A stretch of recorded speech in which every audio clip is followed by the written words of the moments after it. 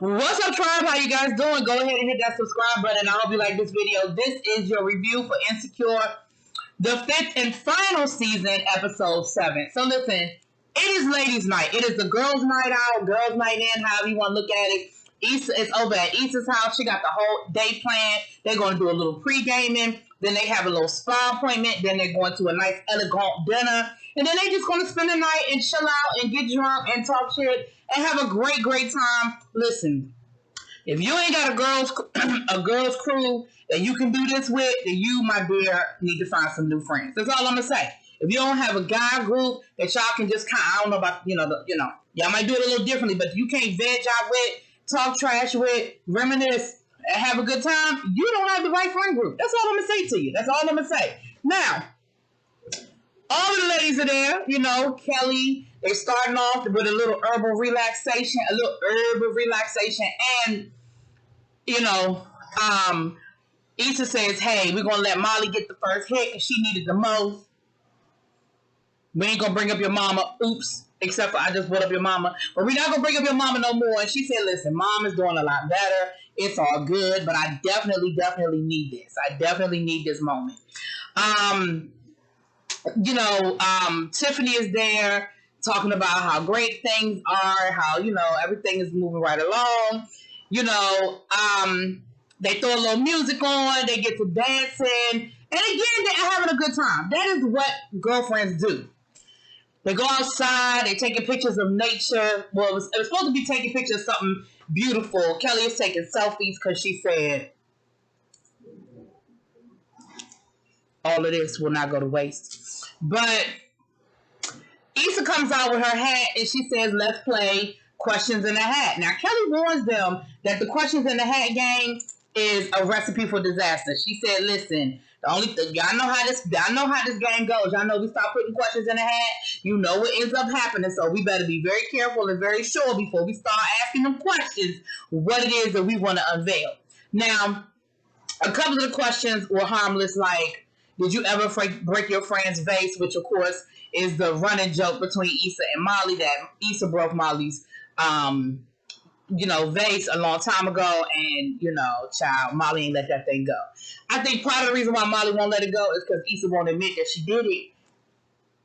But, one of the questions they asked was,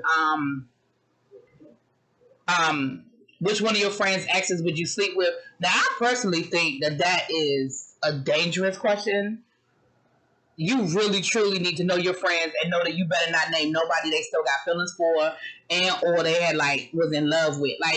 You just better make sure that you bring up some random dude that they dated in college or something like that. Which, of course, most of them did. They brought up Daniel, though, honey. They brought up Daniel. And I was like, listen, I'm low-key. Yeah.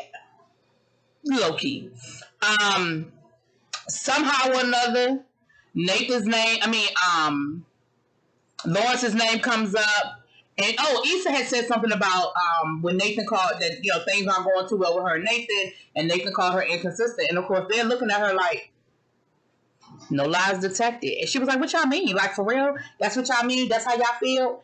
And it's kind of like, yeah. So she brings up the fact that, Lawrence has moved back, and she said, she saw him at the hospital, and it looks like him and Condola are, doing well, and then they're together. And that's when Kelly, so this is where I was wrong about something, y'all. Kelly and Tiff both let them know, listen, we saw them at the birthday party, and they did not look like a happy couple, okay? So I guess I was wrong that Issa didn't go to the birthday party, and neither did Molly, which I guess the bigger question now is why? Why wouldn't y'all be there?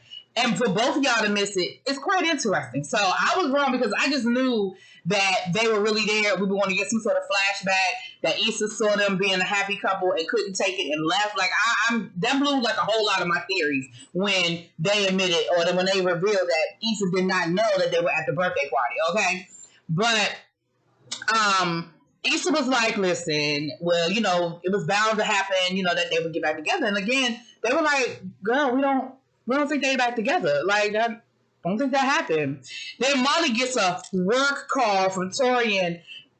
And of course, it don't sound like a work call, honey. It sounds like they doing a little bit of giggle, yeah, hey. And Molly lets them know that ever since, the retreat and, she told him about her mom, that they have got, she said things have changed. She said, we're not sleeping together. We ain't crossing no lines. But definitely things have changed. The energy is different. She said, and I honestly feel like one of us is just waiting for the other one to cross the line because it is a workplace romance. It is very taboo and you don't want to put the wrong thing out there. And so it's very much given, who gonna cross the line first? And so they told her, girl, why don't you go ahead and do it? And it looked like at first she had picked up the phone and was like, all right, I'm gonna do it. But then later on in the episode, she hadn't done it yet. So we'll get to that in a second. Shall we even get a little cameo from Miss Trina? Y'all know Trina, her tenant from hell. Her and Kelly, their love affairs over, honey, because they are not feeling each other. She told Kelly she was a bad influence on her child. And I'm thinking to myself, what could Kelly have done or said to be a bad influence on her child? Because she got a lot going on, okay? They found out that the spa has flooded, honey, and they can't get into the spa. And so they were like, okay, well, we'll reschedule. But in the meantime, we got about 3 hours to kill before it's time for us to go to get ready for the, before it's time for us to get ready for the, spa. Get ready for dinner. And so they decided they're going to pregame it for another 3 hours. I'm thinking, y'all are going to be too drunk to go anywhere if y'all got 3 more hours of a pregame. But okay. Now, while all of this is going on, we get to see a little bit of Lawrence's life with Condoleezza. Now, Cotton Candy is at the house waiting for Lawrence, and Lawrence is bringing the baby home. You could definitely tell they're in a better place because, hell, she let Lawrence leave the house with the baby, okay? And, he drops the baby off, and he sees that she's got, a bookshelf to put together. And, he was like, I could put it together. And she was like, well, no, I was going to get a friend to do it. And he was like, I ain't doing shit else. I can do it. She was like, are you sure? He was like, yeah, I'm sure. And so that ends up being a full night of them having an absolutely great moment, some great conversation. She can't get the baby to eat. He shows her how he gets the baby to eat. He does a whole choo-choo train situation. And she's not defensive. She's not trying to tell him, I know what I'm doing and I know how to do it better than you. She's not defensive.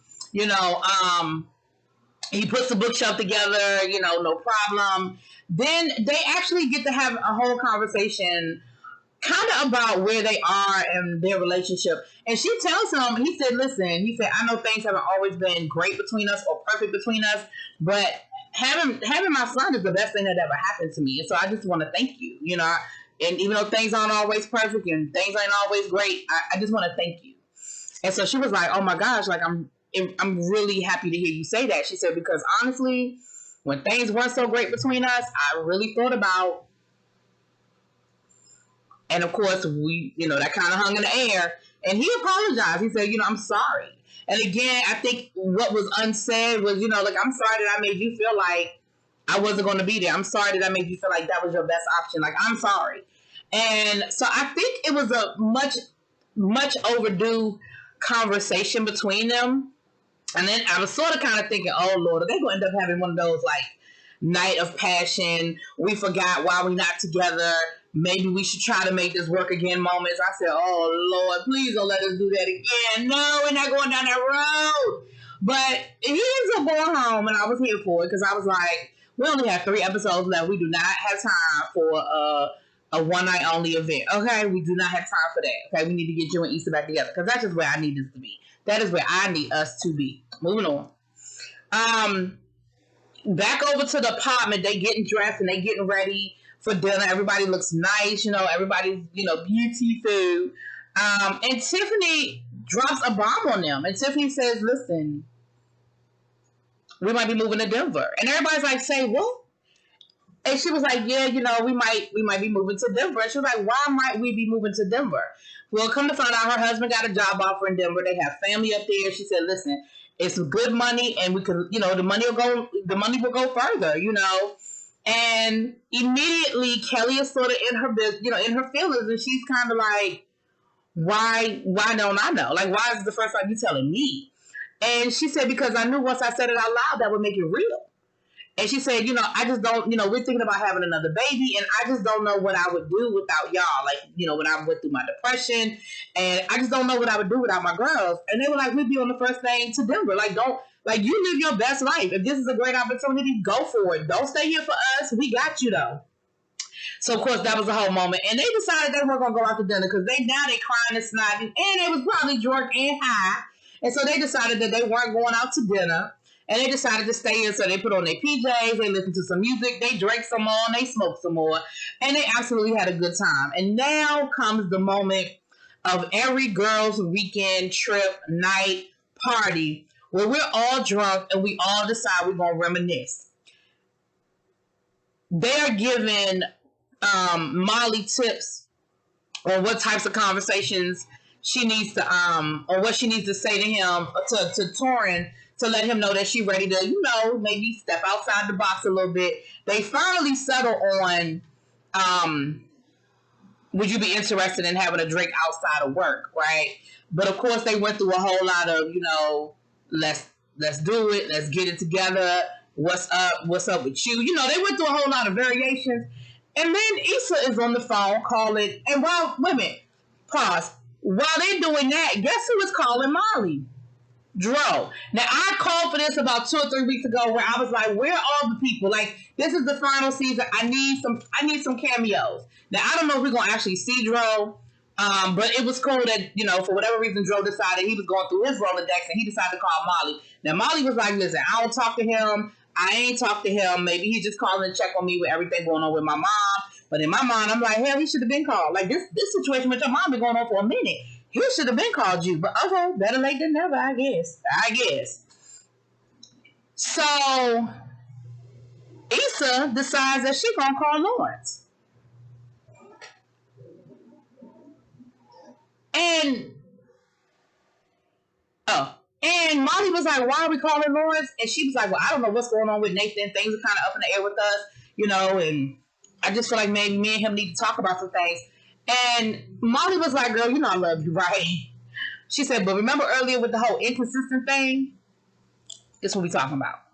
Like, things ain't working right between you and Nathan. Things aren't perfect with you and Nathan. And now, here you go, jumping on the Lawrence bandwagon. Now, I don't know if inconsistent is the word I would use for that, but I get the point.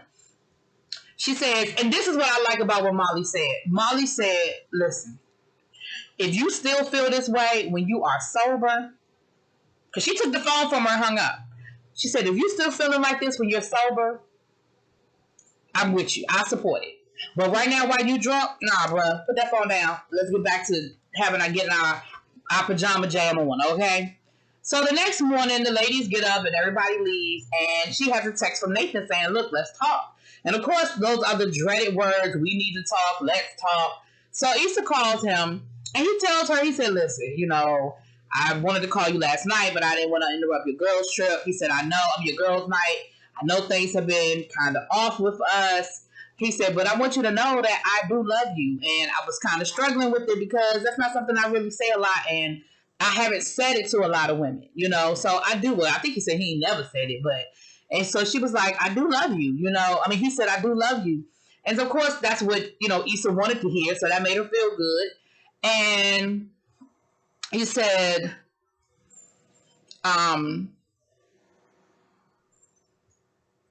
she said, okay. She said, so that means you're not leaving? He was like, no, I'm not leaving.